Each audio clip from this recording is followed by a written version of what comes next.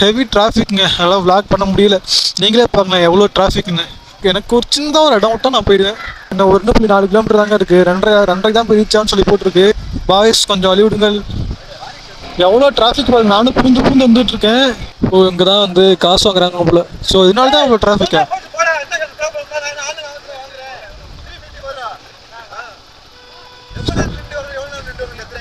So entry ticket வந்து எவ்வளோன்னு கேட்போம்.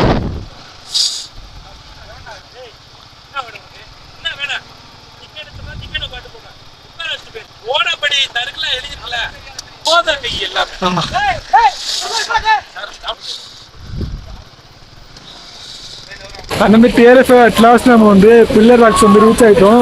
வந்து மழை அதிகமாக பெஞ்சிட்டு இருக்குங்க பார்த்தீங்களா, பில்லர் ராக்.